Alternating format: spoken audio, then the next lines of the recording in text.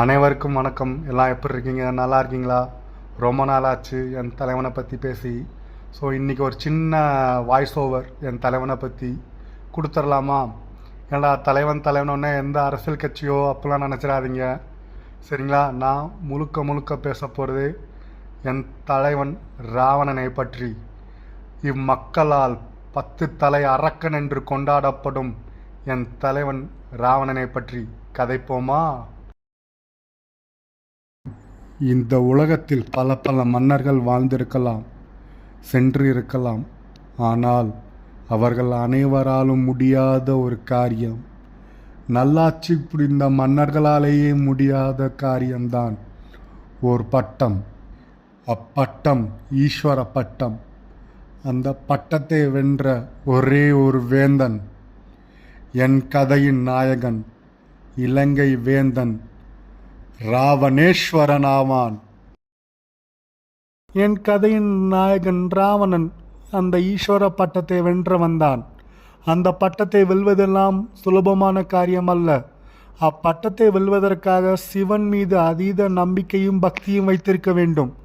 அப்பேற்பட்ட ஒரு சிவபக்தன் இந்த உலக மக்களால் ஒரு அரக்கனாக, ஒரு அசுரனாக, ஒரு தீயவனாகவே பார்க்கப்படுகிறான்.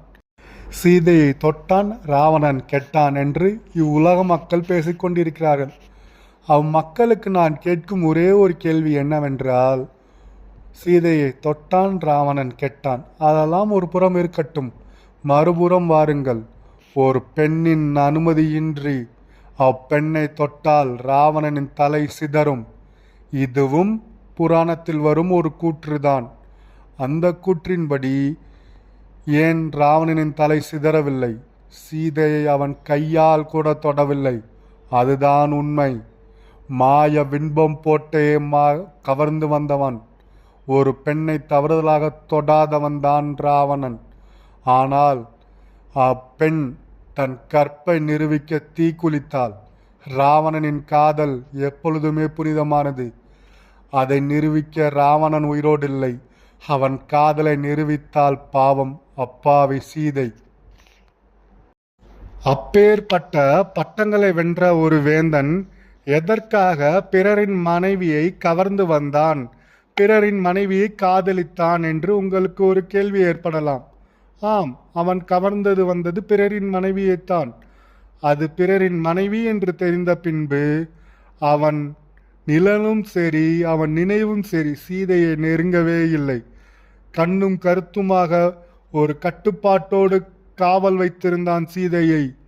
தன்னிடத்தில் தன் தங்கைக்கு நேர்ந்த துரோகத்தை பழிதீர்ப்பதற்காகவே சீதையை தன்னிடத்தில் காவல் வைத்திருந்தானே தவிர, அவள் மீது தவறான எண்ணம் கொண்டோ அவளை அடைய ஆட்கொள்ள வேண்டும் என்றோ எண்ணத்தில் இல்லை.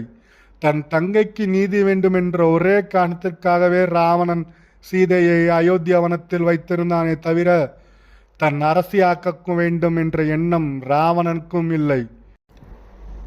இது அனைத்தும் எனது கற்பனையே. இது யார் மனதையும் புண்படுத்த அல்ல. அப்படி மதையும் மீறி புண்பட்டிருந்தால் அதற்கு நிர்வாகம் பொறுப்பாகாது. பட்டா பட்டுட்டு போங்கடா. வரட்டா மாமு.